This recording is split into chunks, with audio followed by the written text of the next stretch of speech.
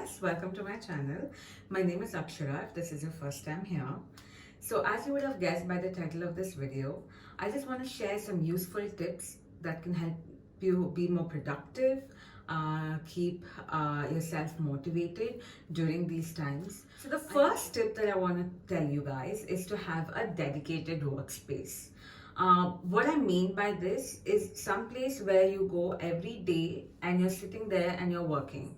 It can be your dining table, it could be your siblings' study table, it could be your kids' study table.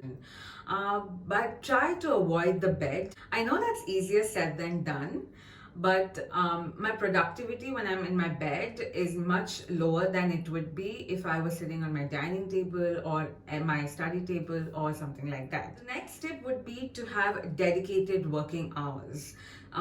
Like how it would be if you were in office. Like you would go to office at a particular time, work till a particular time, take a lunch break, and then work after, and then leave. Try and mimic that schedule when you're working from home as well. For example, I log in at 9 a.m. I work till 12:30 to 1 p.m. and I take a lunch break for 30 minutes and then I resume working and then I work till about 6 p.m. So that is my work schedule in a day. What this would help in doing is really help you manage your work life and your home life better, because you don't want to spend too much of your time doing office work and not having enough time for doing your household chores. Now the third tip I want to give you is something that's very important to me and something that I've noticed is really helping me be more motivated and be more productive, is to have some time allocated only for myself, just to have some me time or just like some alone time. This could be, whatever, during whatever time of the day that suits you, maybe in the morning 30 minutes or maybe in the evening 30 minutes or something like that. And do something that you love at that time. Like for example, I really miss listening to my podcast, which I would to and fro from work during my commute time. So I just take 30 minutes time for myself without any disturbance and just listen to my podcast that I would, or doodle something, just listen to music. Now that this doesn't have to be anything fancy. You can even just like lie down and stare at the ceiling for all you want, but just have some time to yourself to reflect on how your day went and how your mood was throughout the day and so on. I know it's difficult for people with kids or with pets and so on, but just maybe not even 30 minutes, maybe you could have 10 minutes or 15 minutes for yourself, but just try and take some time for yourself and just to relax and unwind the day. Now the next thing I want to talk about is clothes. What I have found works best for me is if I'm just comfortable, like if I'm just wearing comfortable clothes. Now this doesn't necessarily have to be formal clothes or this doesn't necessarily have to be pajamas, but just wearing something comfortable really helps. It does work for me. I do not associate my productivity or my willingness to work with the clothes I'm wearing. So like don't feel pressured into wearing jeans or wearing some formal clothing when you're at home. So just wear something comfortable. Now the next thing I want to talk about is splitting responsibilities. So if you are staying with your family, with your partner, with kids or with toddlers, it's very important to not burden yourself by doing everything. You have to split responsibilities. For example, one person can do some chores in the kitchen and the other person can do chores for the rest of the house.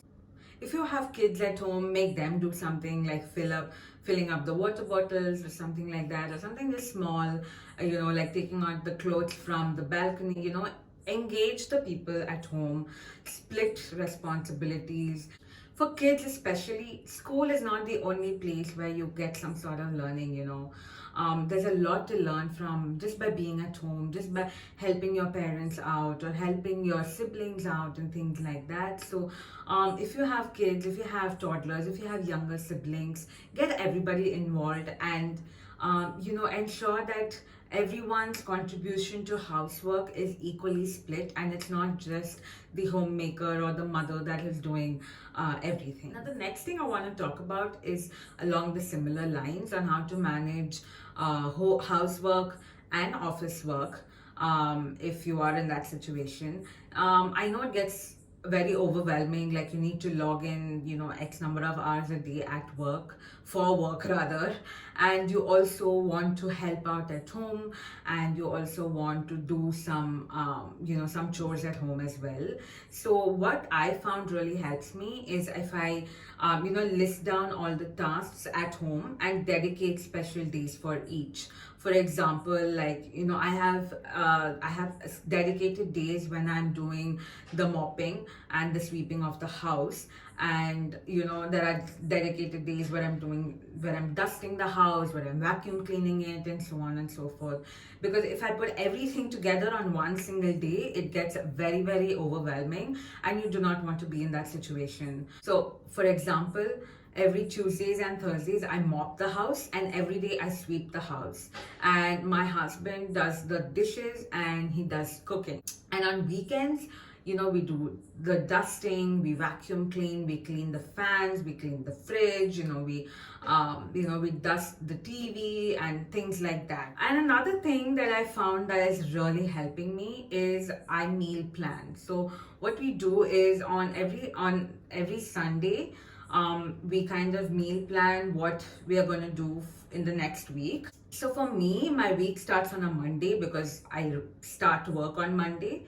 So what I do is every Sunday we plan on what our meals are going to be in the next whole week. So what our lunch is going to be, what our dinner is going to be, and things like that. So that way we are also listing down all the groceries we need, and we also check whether we have them in stock or whether we need to go and buy. So that way we are not like overbuying or just like impulse buying things and just stocking things up, because we're all trying to ration our food and not trying to consume too much. So this really helps in just making sure that we have everything that we need for our meals, at least for the next 1 week. Work and all is by having a to-do list. So what I found really helpful is I just list down the tasks that I need to do in a whole week on Sunday. So like I said, so on Sunday, I'll just list down everything that I need to get done next week, whether it's grocery shopping, whether it's vegetable shopping, or whether it is just some small tasks in and around the house. So, and then I just allocate days to it next to each other, so that way I am, again, I have split my responsibilities. I'm managing my housework along with my office work, and I'm not getting overwhelmed by doing every single thing on one day. So to-do lists have really helped me in staying on top of things. And what I also like to do is on a daily basis, I have a to-do list for my work related things, and I have a to-do list for my for my house related things. So this really helps in ensuring that both areas of my life are getting covered, and I'm not concentrating on one more than the other. And again, like I'm also helping out at home and things like that. So another useful tip that I have found that's come very handy is to keep all my bigger tasks for the weekend. For example, if I want to dust my house, or vacuum clean my house, I don't want to do it on a Monday or a Tuesday, during the weekday. So when we keep a bigger task for the weekend, it helps us to do things more at our pace and not get very overwhelmed or very panicked by things. And another thing that I have noticed is that weekends are very, very boring for us now, because we do not have anything major to do. So keeping bigger tasks like this have really helped us to keep ourselves busy and to avoid feeling the urge to go out to do things like that. Another thing that we like to do is we like to cook big meals, or we like to cook a fancy meal or an intricate recipe over the weekend. That also helps us in passing time, and because me and my husband, both of us are big foodies, we really enjoy the process of cooking and the process of eating as well. So keep bigger tasks for the weekend, that way you're passing time better. You have something interesting to do or something to look forward to. On a more serious note, another thing that has really helped me be more motivated is just by detoxing. And by detoxing, I don't mean drinking green tea or whatever. I mean more by, keep having people in your life that help you stay positive. Have people in your life that give you positive vibes. And this is especially very important in the social media age where where we follow so many influencers or so many celebrities, and we see everyone, or maybe even a few friends, and we see a lot of people who are painting and who are stitching and who are extremely creative. And when I see such posts, of course I feel great that they are doing it, but I also feel very pressured that I am not doing something worthwhile with my time. I just want to I just want to follow people on social media who are positive influences in life, who are spreading a good message at these tough times. Personally, I have unfollowed a lot of people in these 3 weeks.